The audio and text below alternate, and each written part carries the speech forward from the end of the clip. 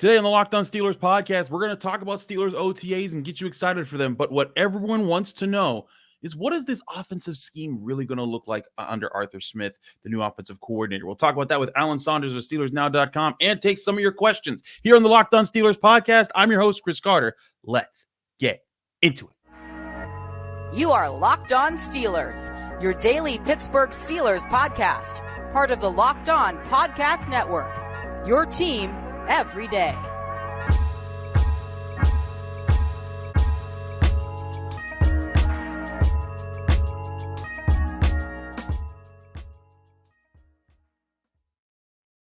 Hello and welcome to the Locked On Steelers podcast. I'm your host, Chris Carter, bringing you your daily dose of all things on the Pittsburgh Steelers. As always, you can find the show in your favorite podcasting apps and on YouTube. Like this video if you enjoy it. Subscribe to this YouTube channel to get all of your daily Monday through Friday episodes, as well as our bonus content. We thank you for making us your first listen every day, because we're your team every day. And today's episode is brought to you by Game Time. Download the Game Time app, create an account, and use code LOCKEDONNFL for $20 off your first purchase. Terms and conditions apply. As I said before, we're joined by the man himself, Alan Saunders. He's back on the show. We're always glad to have Alan back. And Alan, OTAs are starting up.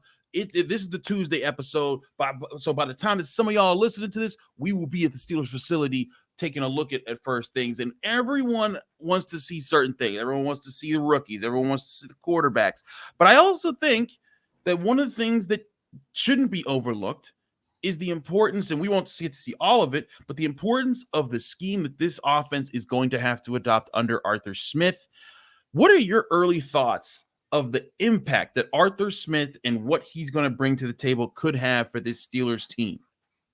Well, I don't think anybody that looked at the offense last year under Matt Canada thought that it was like objectively great, right? I mean, there was people on social media from, the quarterbacks, gurus and offensive play callers. It seemed like everybody had an opinion on why that offense was wrong or why it wasn't working. And I think some of that got overblown. I think some of that excused away some of the failures of the players. But I do think that it's pretty clear that that scheme was not winning on its own.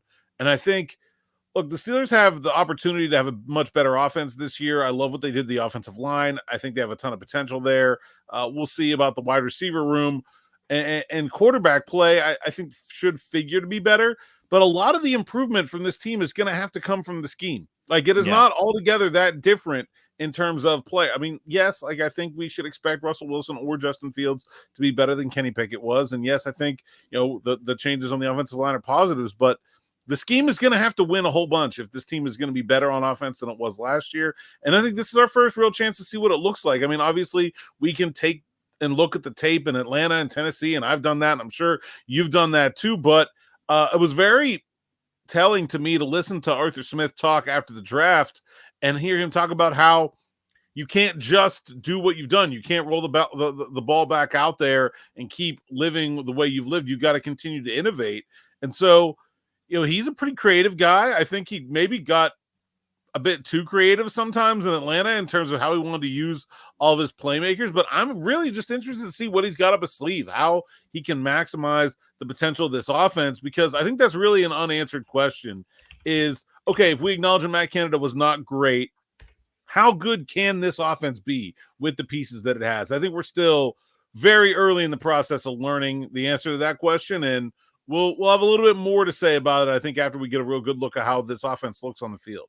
Absolutely. And I mean, again, it's just OTAs, but getting a chance to see some of the structures and some of the things, that's what you're hoping to see some progress from the Steelers for, if you're the management side, if you're the players side too. You want to inspire confidence. You want to have a scheme that's going to design people to get more natural opportunities and not have to rely on winning in one-on-one situations routinely to be able to win. And listen, you need guys to win their one-on-ones. You need to win jump balls. You need to be faster than the other guy, quicker than the other guy.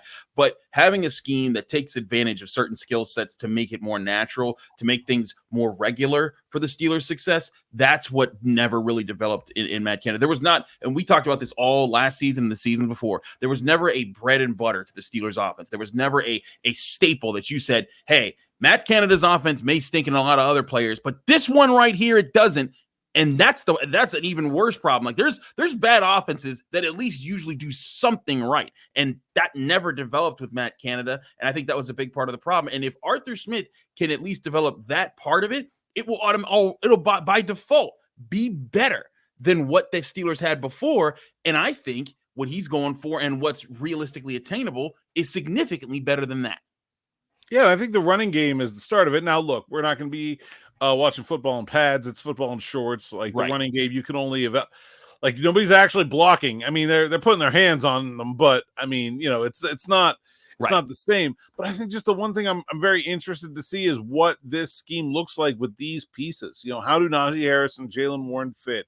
And what is the dynamic between those two players? Is it going to be, look, I think you can look at it on paper and say that Jaylen Warren looks like a more natural fit for a lot of the things that Arthur Smith has traditionally done a bunch of, the wide zone and that sort of part of his scheme.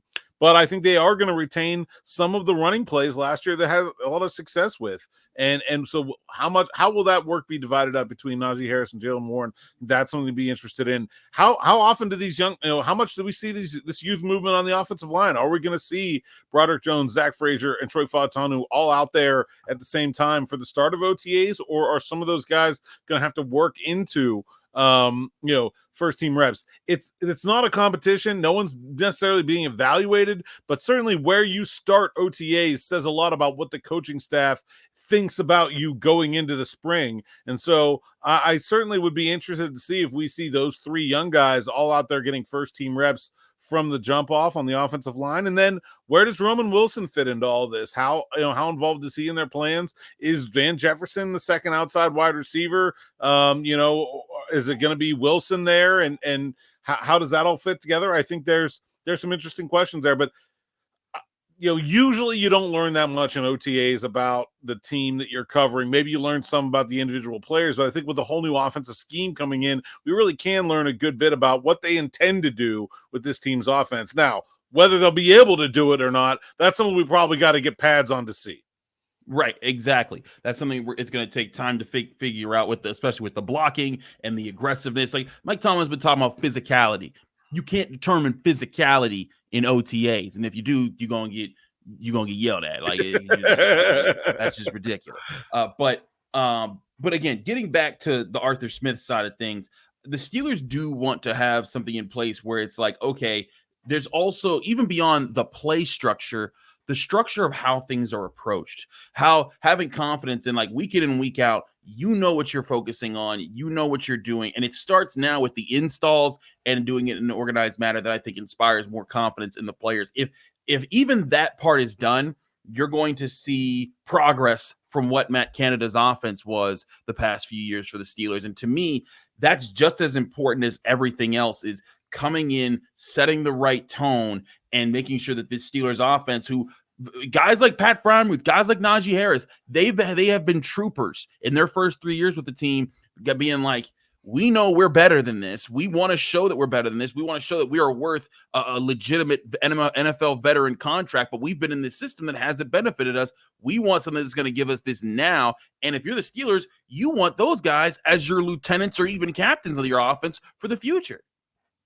Yeah, I think so. Well, how Pat Freiermuth fits into all this is fascinating as well, right? I mean, does he get that role that Atlanta had last year, or is it something different? Is he he could be the second in targets on this team. Like, that's not really legit. Look at Kyle Pitts. I think that's plausible. And with his contract, he's going into last year's contract. How much is he going to participate? Is he going to be one of these guys that doesn't is there but doesn't want to show up, or doesn't show up, or is there and isn't going to participate? Interested to see. I don't know what he's going to do, but I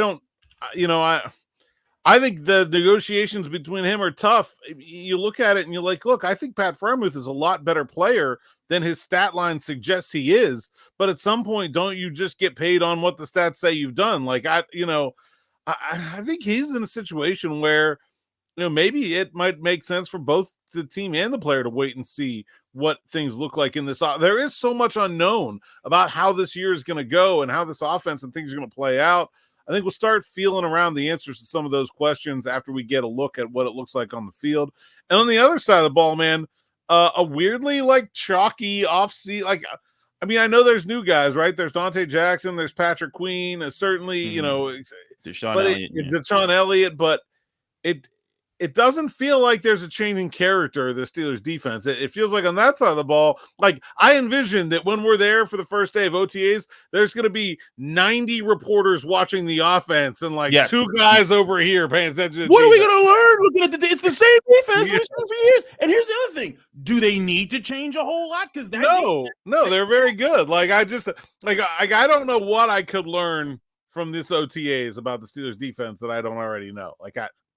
Maybe like how they want to use Peyton Wilson. Like I guess maybe that's like you got to get down the list. Like who's ahead of the cornerback 3 battle between? Like you got to get like the problems on defense are so insignificant compared to the problems on offense that it's like it'll be the third week of OTAs before I find my way over to that field.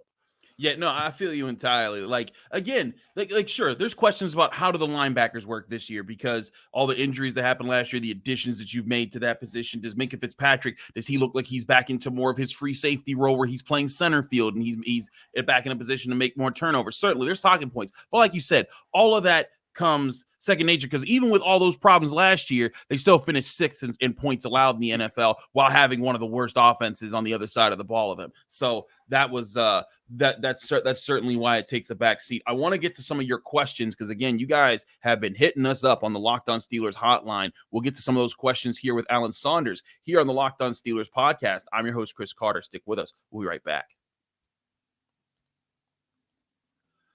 But first, I want to remind you this show is brought to you by Game Time. Game Time is the app you can download right to your phone, or you can go to their website, gametime.co, where buying tickets to your favorite events shouldn't be anything stressful. And right now that you know what the NFL schedule is, it's time to book all your Steelers tickets. Whether you're here in Pittsburgh or abroad and you're trying to make your Mecca back to Acrisure Stadium, this is your chance to use Game Time to get the best prices and the best seats for the big games the Steelers have on the schedule. Game Time is the fast and easy way to buy tickets for all your sports, music, comedy, and theater events near you. They give you killer deals even on last-minute tickets. They have a best price guarantee that can't be beaten. You can save up to 60% buying last-minute tickets for sports, concerts, and so many other events. If you want Christmas Day tickets to Steelers versus Chiefs, Game Time's got those. If you want the home opener against the Chargers, you bet they got that as well. Plan your trip to Acrisure Stadium to root on the Steelers and do so with Game Time, the app that's going to get you the best deal. Plus, again, they have a best price guarantee where you always get the best price with Game Time. If you find tickets in the same section in a row for less somewhere else, Game Time will credit you 110% of the difference of those prices.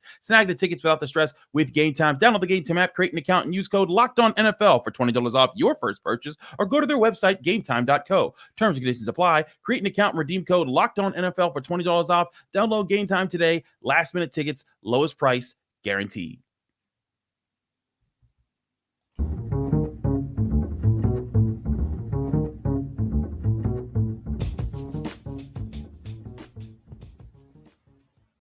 Back here on the Locked On Steelers podcast, I'm your host, Chris Carter, here with Alan Saunders of SteelersNow.com. Alan, let's get to some of these questions here. As always, you, our fans, can call into the show and ask a question, 412-223-6644. Leave your name, where you're from, and keep your question under a minute. We'll try to get your question on the show. So, Alan, we always talk about how we have fans all over the place that love this show and also just love the Steelers. So we're staying in Pennsylvania here, but we're going over to Philly. We got Luke, who has a question about team needs. Luke, take it away. Hey, Chris. Luke from Philadelphia here. Really appreciate your work. My question is regarding our two most glaring needs being the wide receiver room and the defensive backs. Obviously, this is the NFL. Each move requires the allocation of cap space and sometimes even giving up assets like draft picks. So at this point, it seems like the Steelers have the ability to fix one of those needs and then maybe just temporarily patch up one of those needs. My question is, out of those two glaring needs, which is more important to officially fix and which is more okay to walk into the 2024 season with like a duct tape temporary fix? Hope that makes sense. Love your work. Thanks so much. Thank you, Luke. If you want to call in like Luke, again, it's 412-223-6644 to get your question on the show. Alan, I like the way you phrased that because it's like, sure, you want to have a find permanent fixes, but sometimes you just need temporary fixes. That's what Patrick Peterson was last year. And the Steelers have certainly had several of those in different forms over the years. So I'll let you get first crack at his question. If you had to pick between wide receiver and corner, between a duct tape version and a more longer term fixed version, what would be the more important position to solidify? It's very interesting, right? Because I think if you look at it from a Steelers-centric perspective only, it's a lot easier to see the Steelers patching over wide receiver and then going back there in the draft next year, considering the level of success they've had in drafting wide receivers. It doesn't seem like college football is going to stop churning out big classes of wide receivers anytime soon. So you would think, hey, they just got Roman Wilson this year. They go back to the draft next year with a top 3-round pick and get another guy that talented. They can just close it up. Like, they can do that. And I think they can. Whereas at cornerback, look, the Steelers have really struggled at cornerback in the draft over the last 5 to 10 years. And I understand that Omar Khan and Andy Weidel were not part of that. And there's some new scouts involved as well. But, part of that is the development. Part of that is the difficulty of the scheme. I don't know that they should feel as confident in plug and play drafting a corner as they do at wide receiver. On the other hand, you have to consider not just what the Steelers need and what the Steelers are good at, but what's available. There are no patches left at wide receiver. There's nobody around that is just going to be a 1-year stopgap. I think now maybe that'll change based on who becomes available after June 1, maybe based on players that are cuts as we get closer to the start of the season. But as I look out there, there's no one who's any kind of an answer that is a stopgap answer. Like, at this point, I guess Michael Thomas might be the one guy that I think is better than Van Jefferson that you could feasibly sign. Other than that, I'm just rocking with Van Jefferson at this point. Like, there's nobody else out there.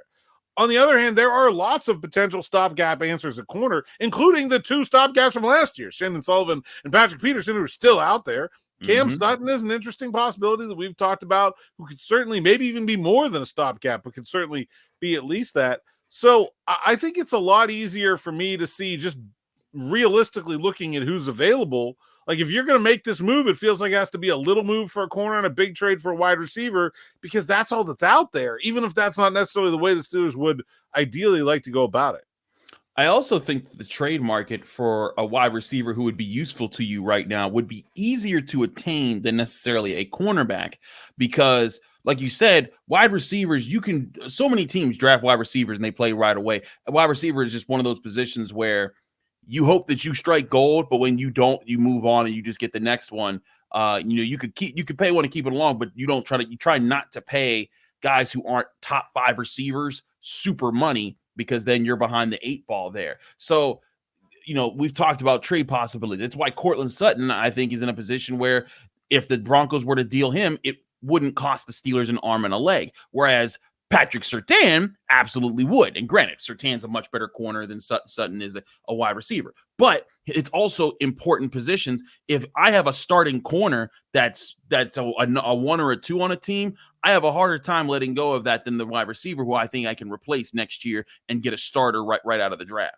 And I think the difference in, like, I think Dante Jackson is a lot better everyday NFL player right now than Van Jefferson is. So you need a much better corner to make make the same kind of impact on the Steelers than you do at wide receiver. And so I think they've got, I feel pretty good about Joey Porter Jr. and Dante Jackson for this year. I don't know. Jackson is a stopgap himself, right? He's probably 1 year and done.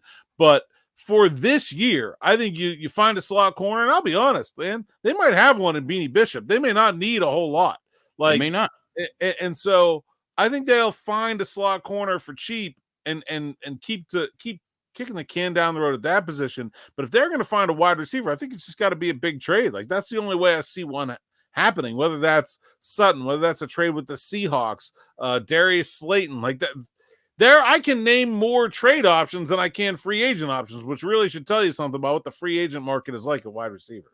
Absolutely. I want to get to talking about the trades and talking about Omar Khan, because we got a question about Omar Khan in our call line. We'll get to that here on the Locked On Steelers podcast. I'm your host, Chris Carter, here with Alan Saunders of SteelersNow.com. Stick with us. We'll be right back. But first, I want to remind you this show is also brought to you by FanDuel Sportsbook, the #1 sportsbook in America. It's playoff time in the NBA and the NHL, and they're getting close to the championship rounds. Wow. Also, baseball is in full swing, And that makes FanDuel your number one place to bet on every single game in all those leagues. Right now, new customers can get $150 back in bonus bets with any winning $5 or more bet. That's $150 you can use to point spreads, money lines, player props, and so much more. Bet on everything from slap shots to home runs to slam dunks, all in an app that's safe, secure, and super easy to use. And that's FanDuel, America's number one sports book. So go to FanDuel.com/lockedon today, and you can take advantage of that offer. That's FanDuel.com/lockedon for new customers to get $150 in bonus bets if your first bet of $5 or more wins. That's from FanDuel, America's number one sports book.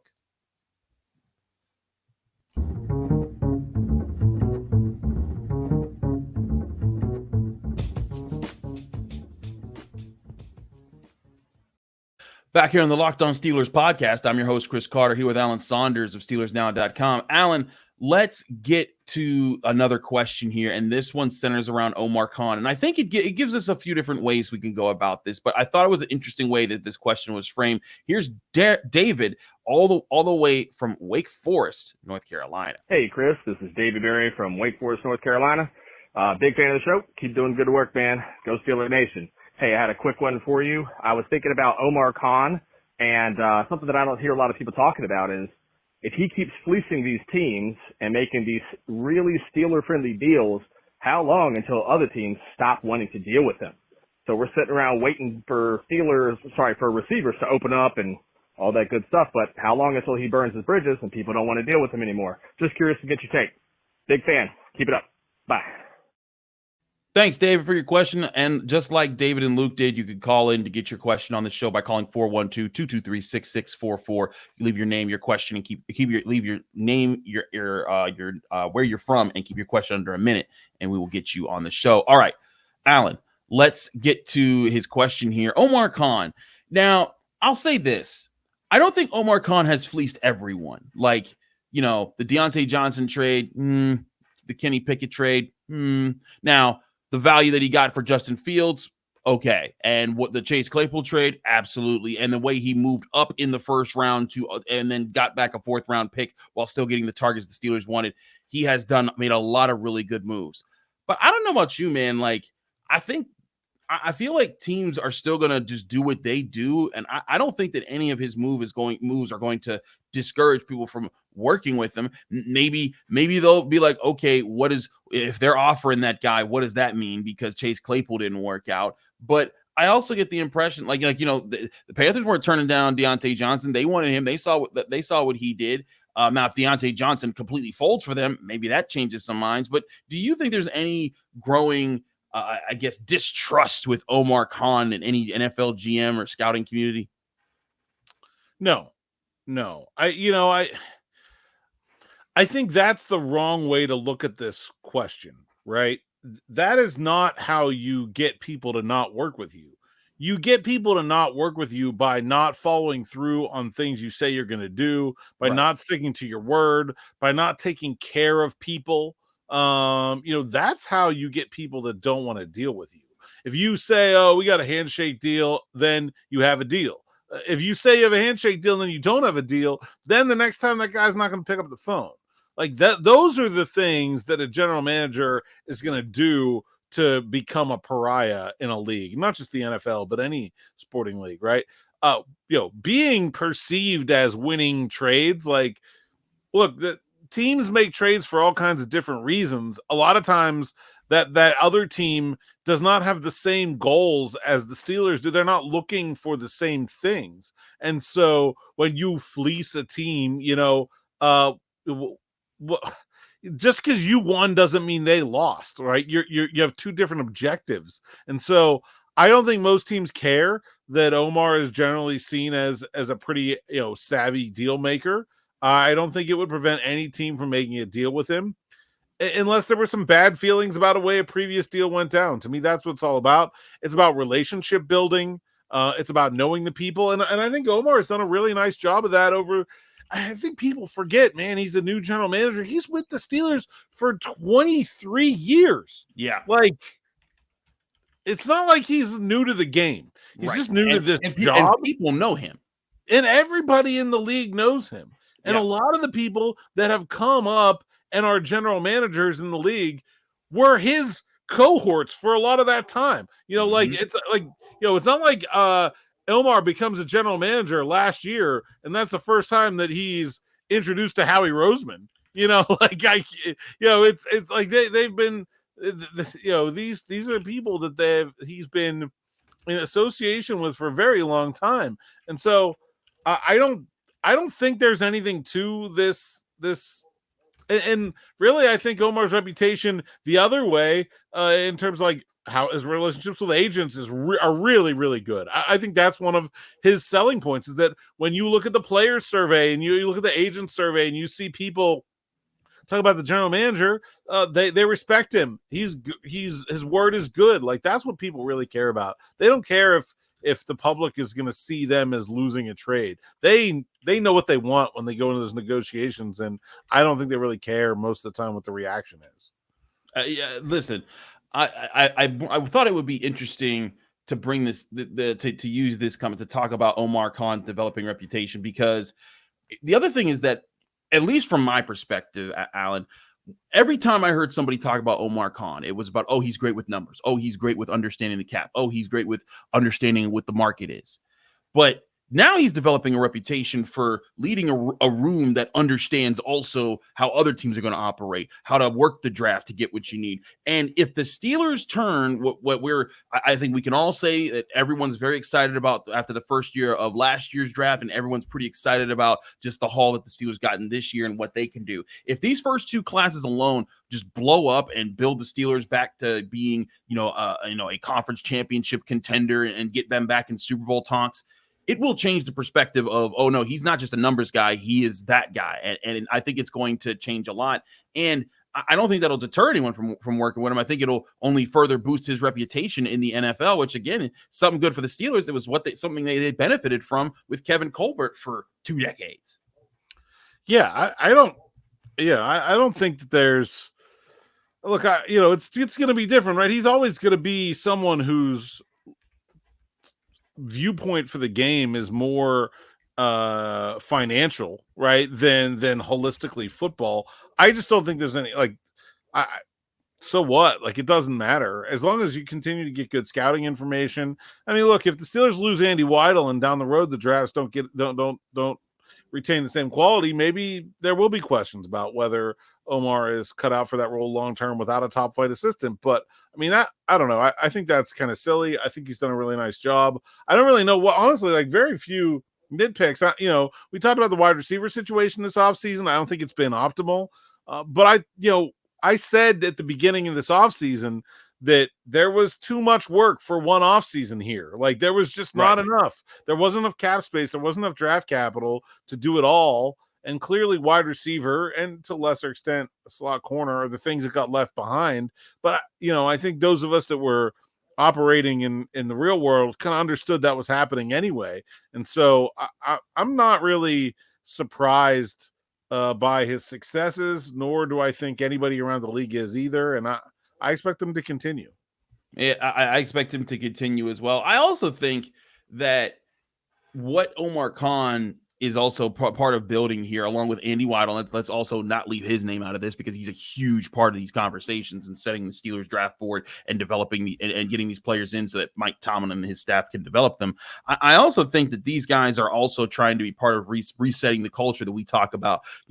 They want to get guys in who are going to help reset things on the offensive side of the ball. Like you were joking about earlier, we're not going to need to pay attention to defense. Why? Because even with Cam Hayward not there, guess what? They got leaders on leaders on leaders on leaders and leaders and guys that know what they're doing over there. The offense needs to build that. And part of that is not just getting the talent, but also the character guys who are going to help rebuild that with Najee Harris, with Broderick Jones, with Pat Freiermuth, with Troy Fautanu, Zach Frazier, and some of it being those guys themselves. And I think that's where Omar Khan, he is making a good impression early, and if anything, I actually think it will work to his favor to teams wanting to work with him moving forward, because they're saying like, hey, you know what? If we can get some of their leftovers because they couldn't afford those guys, then that works for us. Yeah. I think. Look, I think Omar Khan being a good general manager is only an unabated positive. Anybody looking for negatives about that is certainly in the wrong place. Absolutely. He's Alan Saunders from SteelersNow.com. Thank you, Alan, for joining us here on the Locked On Steelers podcast. Let people know they can find you, follow you, and get more of your work. At @Saunders_PGH on X and all the rest of the social media. SteelersNow.com, at PGH Steelers Now. And you can find my podcast with Nick Farabaugh and Zachary Smith. Usually Zachary Smith. I don't know why I went to Farabaugh first. On our YouTube page, Steelers Afternoon Drive, Monday through Friday at about 5 p.m. Absolutely. Shout out to all the great work you guys do. Thank you for joining us. And thank you all for joining us here on the Locked On Steelers podcast. I'm your host, Chris Carter. Follow me on Twitter and Instagram at Carter Critiques. Read my work at the Pittsburgh Post-Gazette, post-gazette.com. Find me here on the Locked On Steelers podcast every day, Monday through Friday, breaking down your Pittsburgh Steelers. See you tomorrow after we get our first glimpse at Steelers OTAs right here on the Locked On Steelers podcast.